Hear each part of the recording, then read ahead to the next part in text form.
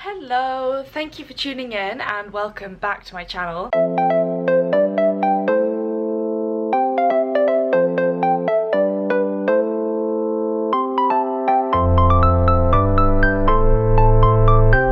Today is an exciting day because I am headed to our marathon training workshop, which is hosted by Asics, who are taking me out to Tokyo, and it's the first time that I actually get to meet my coach.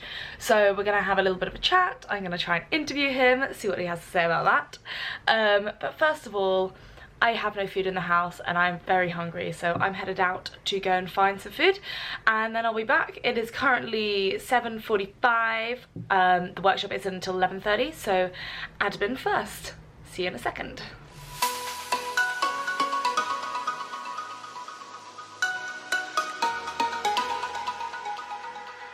Okay, so today I was just topping things up. I got whole wheat noodles, tomato passata, soy milk, all of these because they were reduced. Usually I'd get like oat milk, but that one wasn't reduced. An onion, cabbage, wholemeal bread, sugar for my ginger biscuits, and some other veg. And I treated myself and got this as well, which I'm super excited to try. Now to put them all away.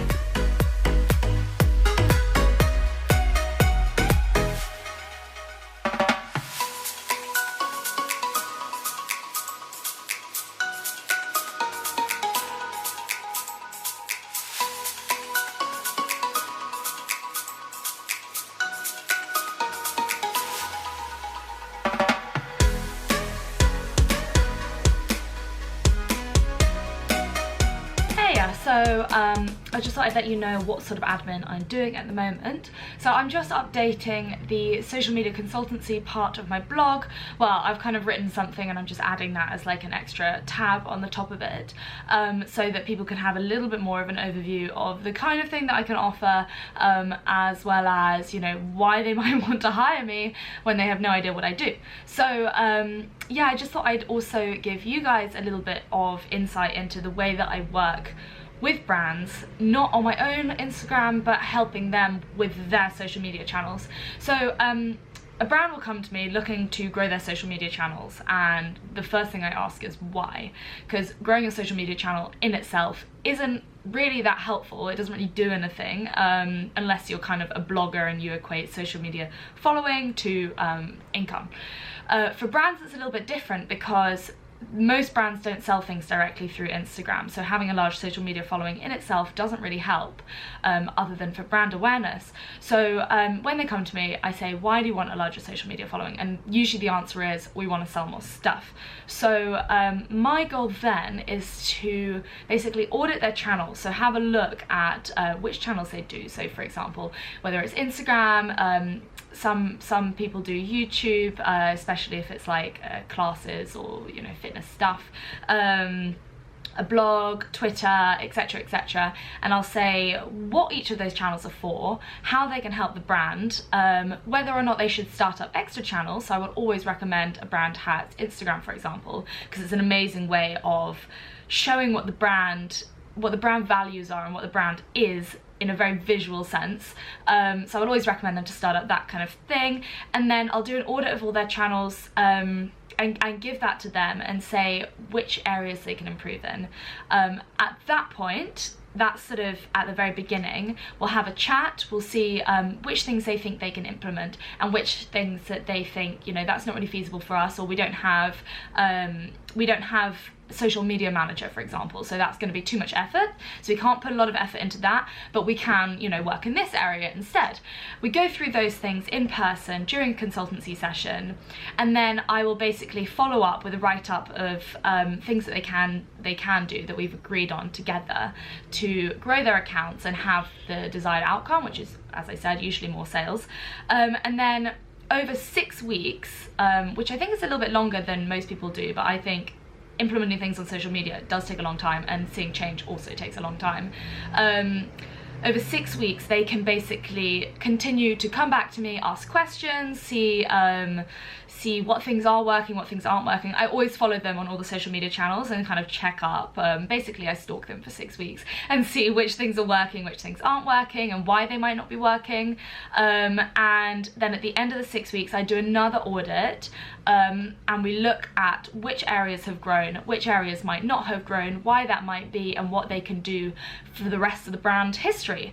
So yeah, so I look at them for about six weeks, and then see where they've grown in that time, so that over the next however many years of the brand, they've got all of that information. So they've got literally this document of places where they can grow and what they can do, and then they can use that for as long as it is useful, which should be a very, very long time into the future.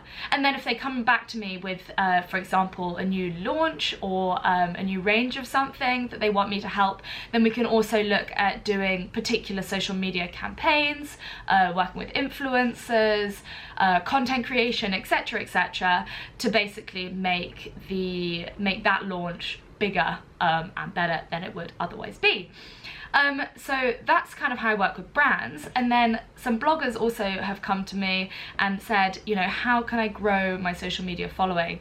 And this is a little bit different because in blogger world, social media following at least has a loose correlation to you know, the amount of work that you get, or you know, how you might work with brands, the amount of money you get, etc. And a lot of people also want to go full-time into blogging, or just start to earn some money from it, and basically my job in that case is to show how they can get there, how best to approach brands, how to work with brands, what money to charge, what they might need to approach brands with. So for example, a media kit, which I think a lot of people don't realize that they have to have. If they don't have an agency, you need a media kit. So a media kit is basically a summary of your accounts, what you offer, why a brand should work with you, potentially the other brands you've worked with in the past, as well as like links to previous content or whatever, just to make it really easy for the brand to kind of look at your page and see why they should work with you.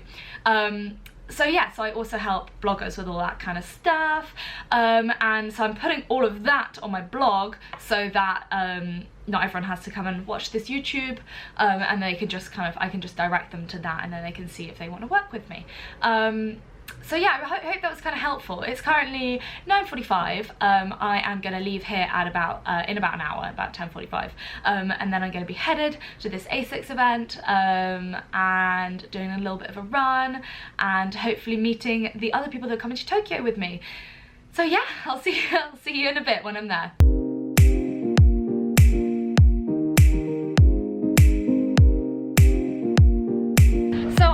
Workshop. I'm here with Alex. Yo! Say hi. Hello again. Yeah, he's always on my vlogs now. We are just headed outside to have a bit of a run around. We're just chatting about all things in the lead up to the Tokyo Marathon today. And yeah, it's a full day workshop, and we'll be being given loads and loads of tips. Yeah, now we're going for a little jog. Little jog first. So we've just been working on breath work, which is super important when you're running a race or doing any sport, or actually just living in general. It has a huge impact on our emotions, not just our physiology. Well, basically your brain impacts your physiology, which then impacts your brain again. So if you start breathing fast, it's kind of a symptom of panic, and then it also causes panic, and then that makes you breathe faster, and it's basically just a negative feedback loop. So we're kind of working on slowing down breath and knowing what it feels like to be out of breath, and when you should breathe, and all this kind of stuff. So super interesting stuff. I've actually read a lot about it, and a lot of it was also to do with sort of biology stuff that I did at uni. So yeah, it's nice to build on that and realize that it is all, I mean, it's really new stuff. Like there's a lot of research on it, but it's still coming out all the time. There's still like not entirely, like people don't know everything about it basically, but it's so interesting, and interesting to kind of experiment on yourself as well. So we did like one thing about being in a total state of hypoxia, so not having oxygen, where you breathe totally out and then you just hold your breath at the bottom, and then you try to do as much, like just hold it there for as long as you can until your body is like, okay, I really need some air now.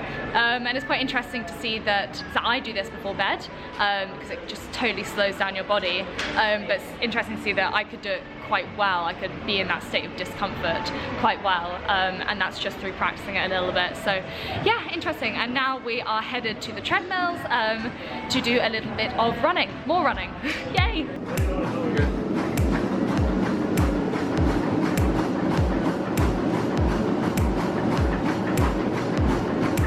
Give you a minute on there, find your feet.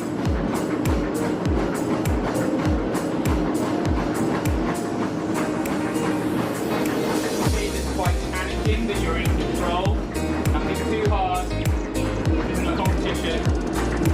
Flora.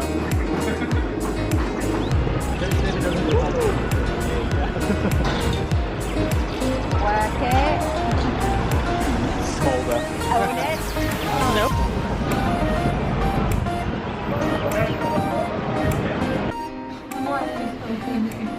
Because this is the golden stuff. This has to be filmed. You need to breathe, so you're tensing up your hip. Sure. I'm waiting for it to relax. There's no, I'm not counting. I can't. Feel that though? Yeah. Yeah, see? Ah, there you go. It's when you give in to the pain and actually just let it There go. you Ow. So, did you see that? Did you feel that it just went? Sure. Sure. Why not? Okay, but what about the other side? Or are you just doing the bad side? Yeah, here we go. Ow. That's my bad So you bit, want to try and actually. keep your hips straight. That's why I'm trying to keep it there. Yeah, this is going to be more painful for you. Great. That one wasn't painful enough. Because relax your leg. Here, don't drive your ankle into the ground. So that's before that's a problem. Okay, here we are. Hip stability exercises. Some fantastic pain. Full face shots. It's going to be great. We're going to enjoy ourselves.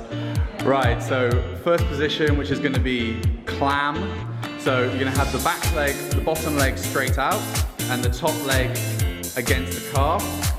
Then you're going to move up and down, keeping the hips straight with a squeeze at the top. Okay? And we'll do 30 seconds. Go. Great, that's good. Make sure you get that squeeze at the top. That's good. Keep going. Oh, nice extension at the top. Make sure you get that in there. Yeah, live in the zone. Live in the zone. It's just the beginning. If you're feeling it already, we're in trouble. Yeah. So 3 seconds, knee up, knee down. Okay, so knee to the 90, up to the middle of your chest. Go. Oh, nice crack. So, nice. That's good. Keeping the legs off the ground. Making sure you keep the hips straight. Good. On this one, you're trying to mimic, let's say, the running position, so the stabilization of the hip when you're moving it through the running motion. Okay, it's starting to burn. Okay, we're doing the heel flicks now. So legs straight, knees together, bend, and then twist inwards with your hip. That's good. Trying to keep the knee a bit further back so your hips and knees are straight. There we go. You can look at your leg, it's fine, and just focus on that hip turning inwards. So rather than focusing on the heel flicking out, you're focusing on the hip turning inwards. Okay, so legs out to the straight out in front of you, and then all the way up to the side. Perfect. And Jane Fonda's. Yeah. Yeah. This is what Jane Fonda's famous for. Back in the 70s. No pain, no gain. Yeah, sure. No pain, no gain. Okay, guys, we're going to do forward circles now. Here we go. So, this is the zone. This is the dark zone. So make sure you're not rotating your hip too much. It's all in the leg. Pulling back with the glute, raising with the side of the leg, and then obviously pulling forward with your hips. Oh my God, it's probably because we always work. And reverse. Reverse circles. Come on, keep it up. Here we go. This is it now. This is the danger zone.